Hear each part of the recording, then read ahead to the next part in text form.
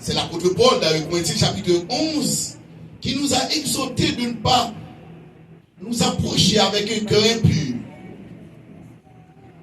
Et l'une des conditions que le Seigneur nous a dit dans sa parole, pendant son ministère, nous devons nous pardonner les uns aux autres. Nous fermons les yeux pour la prière. Père, bénis cette méditation, qu'il en soit ainsi au nom de Jésus. Amen. Je vous invite à lire avec moi dans l'évangile Matthieu, le premier évangile, selon l'ordre tel qu'il a présenté dans le Nouveau Testament, et que c'est Marc qui soit le premier évangile. Marc chapitre 18. C'est sur ce chapitre que nous allons méditer à vol d'oiseau, rapide, pour nous préparer pour la cérémonie d'aujourd'hui. Lisez avec moi, frères et sœurs. Ouvrez votre Bible. Ouvrez votre Bible, soit électronique ou manuscrite.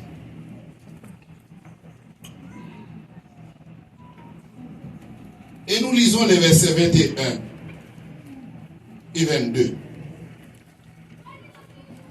Matthieu chapitre 18. C'est pas Marc.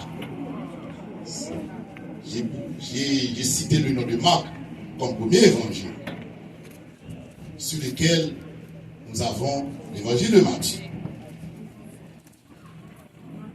Matthieu chapitre 18, verset 21 et 22. Il est dit, Matthieu 18. Alors, Pierre s'approcha de lui et dit, Seigneur, combien de fois pardonnerai-je à mon frère lorsqu'il péchera contre moi? Sera-ce jusqu'à 7 fois? Soulignez bien l'expression jusqu'à 7 fois. Au verset 22, voici la réponse du maître.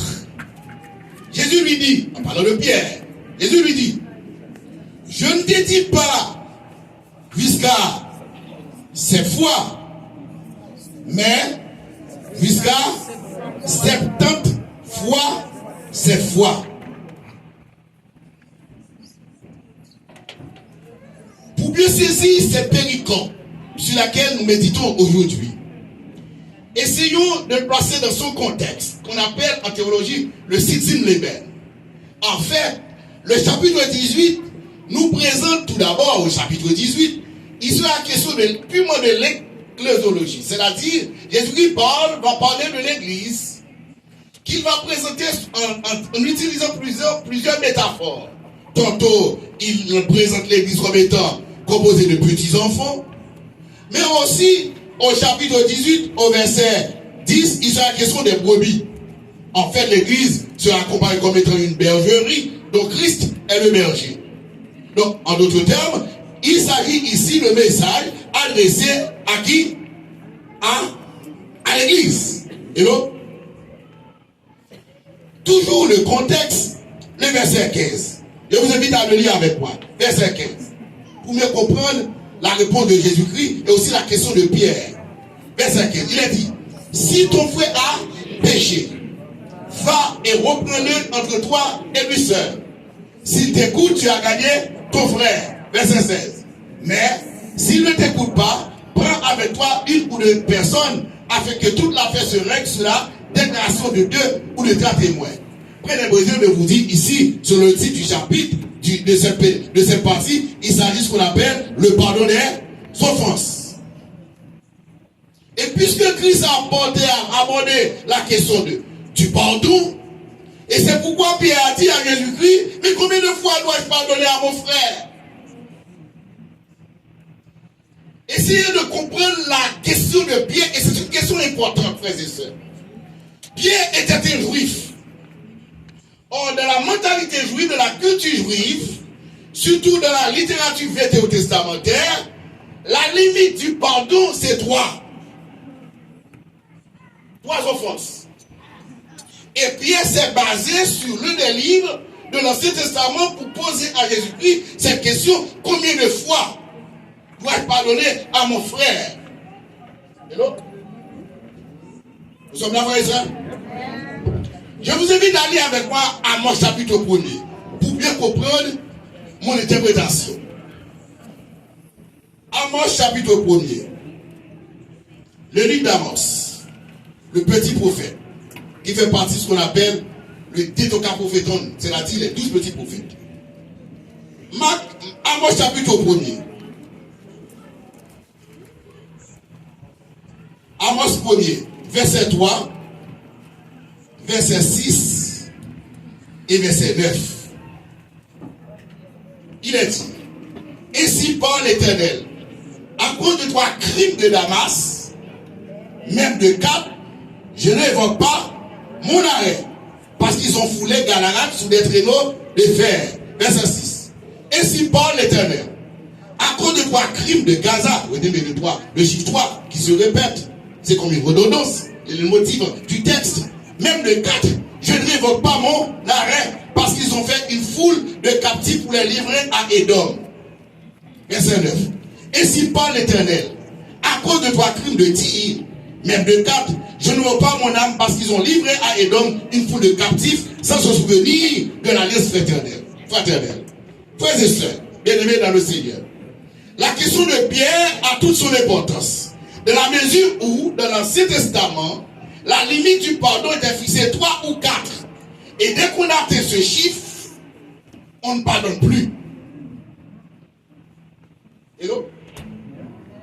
Combien de fois dois-je pardonner à mon frère? J'ai comme l'impression, peut-être, le texte l'a pas dit, de manière explicite, mais peut-être implicitement, c'est comme si Pierre voulait dire à Jésus-Christ, moi, j'étais offensé pendant plusieurs fois, Seigneur. J'étais offensé pendant plusieurs fois. J'étais affilé pendant plusieurs fois. J'étais vilipendé pendant plusieurs fois. Il y avait beaucoup de commérages autour de mon nom, Seigneur. Mais combien de fois je dois pardonner à mon épouse? Puisque Pierre était marié avec une femme. Combien de fois? Je ne sais pas si aujourd'hui vous êtes comme Pierre. Combien de fois vous devez pardonner? Et le titre du message, la mesure du pardon. Et Christ, Jésus-Christ va dire à Pierre ceci. Nous revenons à notre texte initial. Matthieu chapitre 18, verset 22. Matthieu 18, verset 22. Nous revenons à la réponse de Jésus-Christ. Jésus lui dit, je ne te dis pas jusqu'à 7 fois, mais jusqu'à combien? 70 fois 7 fois. Qui en arithmétique peut être traduit par le nombre 490. Hello? Le chiffre 400, disons, le nombre 490 nous fait penser à une prophétie de l'Ancien Testament. Hello? 2300 soirs et matin.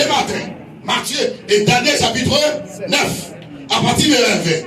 Et de ces 2300 soirs et matin, 70 semaines étaient retranchées. 70, donc multiplié par 7 d'abord, 490. Or, 490 était fixé pour le peuple d'Israël. En d'autres termes, ce que Jésus-Christ voulait dire à Pierre, le pardon de Dieu est illimité.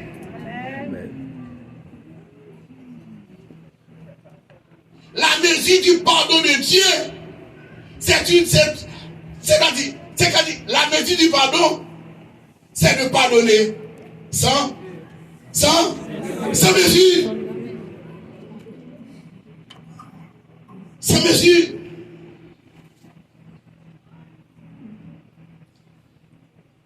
Est-ce que d'après vous c'est facile? Non, pas du tout. Quand quelqu'un vous blesse une fois, quand quelqu'un vous blesse une deuxième fois, et que la personne répète encore la même chose, quand vous êtes blessé au très fond de votre être, quand votre personnalité est mise en jeu, combien de fois Ce que Jésus-Christ voulait dire par là, frères et sœurs, pour que vous puissiez comprendre, pour que vous puissiez avoir la possibilité d'aller au-delà de chiffres, aussi longtemps que vous puissiez être offensé, vous devez avoir le désir de pardonner à l'autre, parce que le pardon est divin. Le pardon est là. Amen. Le pardon est quoi? Il n'est pas humain. Et c'est pourquoi, dans la prière qu'on appelle en latin le Paternoster, le Notre Père, Dieu, Jésus-Christ, a dit dans le Notre Père, Matthieu chapitre 6, pardonne-nous nos offenses comme nous aussi nous pardonnons à ceux qui nous ont offensés. Mais ce qui paraît drôle, j'ai comme l'impression que Jésus-Christ voulait dire par là, notre pardon, disons, le pardon de Dieu est tributaire à notre pardon. Nous commençons dire là. En d'autres termes, si je ne peux pas pardonner à mon frère qui m'a tant offensé, si je ne peux pas pardonner à ma femme, à mes frères et sœurs, ou à un ami quelconque, un employé là où je travaille, si je ne peux pas m'élever à la dimension pour lui pardonner, je ne saurais aussi recevoir le pardon de Dieu. Et c'est pourquoi Jésus-Christ va illustrer la limite du pardon de Dieu, disons, le caractère fini du pardon de Dieu à travers une parabole. Je vous invite à lire avec moi rapidement cette parabole. Nous allons le lire rapidement et j'en ferai une application pendant quelques secondes. Puisque je ne veux pas trop utiliser du temps qui m'était parti. Je ne veux pas vous sermonner trop. J'aurai le temps de le faire le mois prochain. Matthieu chapitre 18. Nous revenons à notre brebis galeuse. Matthieu chapitre 18. Voici ce qu'a déclaré le maître. L'exemple du pardon de Dieu.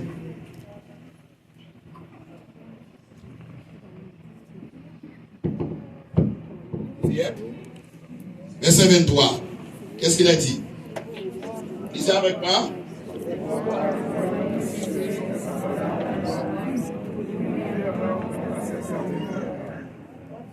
C'est pourquoi le royaume des cieux est semblable à un roi qui voulut faire prendre compte à ses serviteurs. Verset 24. Quand il se mit à compter, on lui emmena un qui devait 10 000 talents. Et comme il n'avait pas de quoi payer, son maître ordonna qu'il fût vendu. Lui, sa femme, ses enfants et tout ce qu'il avait, et que la dette fût acquittée. Verset 26. Le serviteur se jeta à terre, se prosterna devant lui et dit: Seigneur, aie patience envers moi et je paierai tout. Et mis de compassion, le maître serviteur le laissa aller et lui remit la dette. Après qu'il fut sorti, ce serviteur rencontra un de ses compagnons qui lui devait 100 deniers. Il le saisit. Attendez bien, le premier se fait grâce. Il saisit, prend le livre. C'est malveillant, hein, monsieur. Il le saisit et l'étranglait en disant quoi? Paie ce que tu me dois. C'est plié, tu fais grâce. Son compagnon, se jetant à terre, le suppliait, disant: aie patience envers moi et je te paierai. Mais l'autre ne voulut pas. Et il alla le jeter en prison jusqu'à ce qu'il eût payé ce qu'il devait. Verset 31. Ses compagnons, ayant vu ce qui était arrivé, furent comment? Profondément attristés. Et ils allaient raconter à le maître tout ce qui s'était passé. Verset 32. Alors, le maître fit appeler ce serviteur et lui dit: méchant serviteur, je t'avais remis en entier ta dette parce que tu m'en avais supplié. Verset 33. Ne devais-tu pas aussi avoir pitié de ton compagnon comme j'ai eu pitié de toi? Verset 34. Et son maître irrité le livra au bourreau jusqu'à ce qu'il eût payé tout ce qu'il devait. Verset 35. J'attire votre attention. Quand on étudie une parabole, la leçon se trouve à la fin. On appelle la prête de la parabole. Tout le message se trouve concentré ici à la fin, dans le style ici utilisé par le Christ. Verset 37, c'est le message Jésus-Christ sur lequel Jésus aimerait attirer notre attention. Verset 37. C'est ainsi que mon Père céleste vous traitera si chacun de vous ne pardonne à son frère de tout son cœur.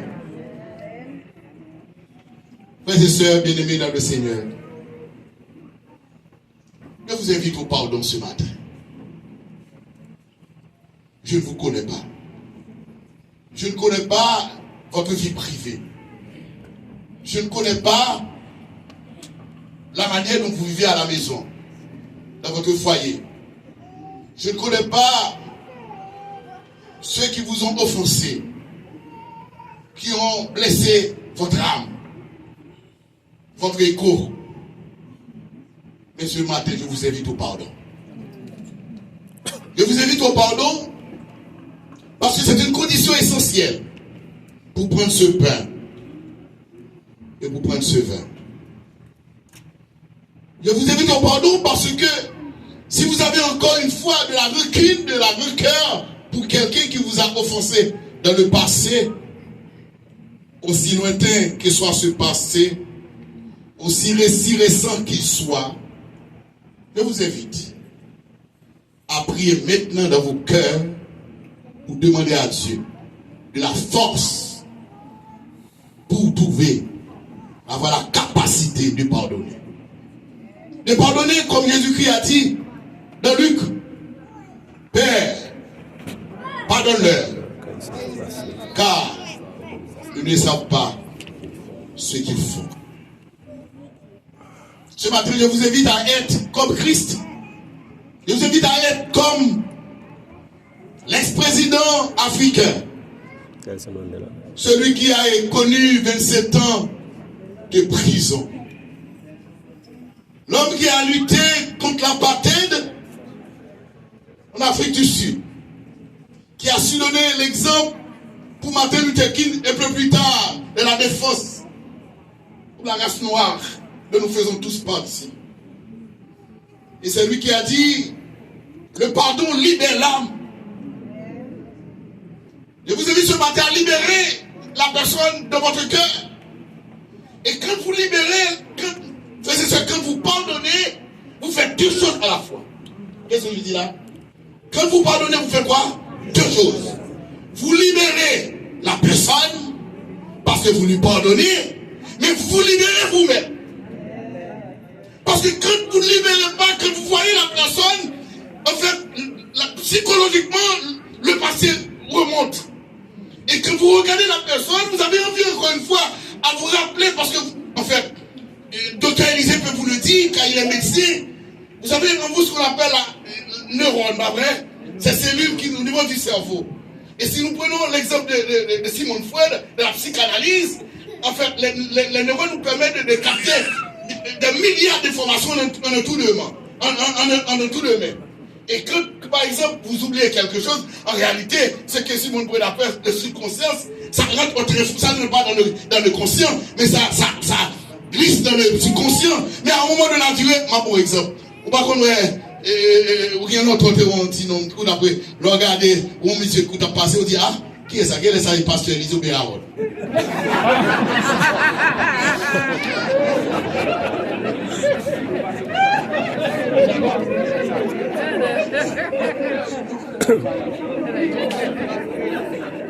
Ça va, pas vrai? Castigate de l'Ouest. Je les mets en rien. Jacques Mondière. Frères et sœurs, que Dieu m'aide, que Dieu vous aide, que Dieu nous aide à pardonner. Amen. C'est pas facile. Rappelez-vous, le pardon est divin. Et c'est pourquoi Jésus-Christ, dans le Notre Père, nous a appris à demander à Dieu. Donc vous devez prier. Si l'Esprit Saint n'est pas ouf, et que chaque fois que vous n'êtes pas en mesure de le faire, demandez à Dieu de vous le permettre de le faire. Parce que c'est une condition pour Dieu, chers amis. Vous ne pouvez pas obtenir le pardon divin. Trop de fois, nous pensons que Dieu ne nous répond pas. Il a un obstacle parce qu'il voit, dans notre cœur, s'installe de la rancune. Et Dieu veut enlever cette rancune. Parce qu'en réalité, la vengeance, ce n'est pas notre affaire. Mais la vengeance, c'est qui? À moi la vengeance, c'est l'Éternel. Que Dieu nous aide dans ce matin. C'est mon premier message. Un message qui nous invite à nous pardonner. Je ne vous connais pas. En vous regardant, je vois une grande famille. Une grande famille, c'est pas une grande église, grande famille, là où l'on vit ensemble. Il y a ce vivre ensemble chez vous. Mais j'aimerais que vous puissiez, jour après jour, mais il arrive, malgré notre désir le plus intense, de vivre dans l'amour, mais il nous arrive à nous enfoncer, à faire du tort à l'autre, à un frère, à une soeur, quelconque. Mais mon message d'aujourd'hui, c'est le message de l'évangile. Que vous puissiez, comme Christ, pardonner à ceux qui vous ont offensés. Que votre âme soit libérée. Et dès que vous êtes libérés, vous mangerez le pain du ciel, le corps de Christ. Vous buvez son sang, par lequel nous pouvons avoir la vie éternelle. Que Dieu vous bénisse. Amen. Amen. Amen. Maintenant, nous allons chanter numéro 602, qui doit faire cette transition entre le culte et la cérémonie bouddhique. Je laisse les au soin. Je laisse les chantes de faire cette partie. Merci.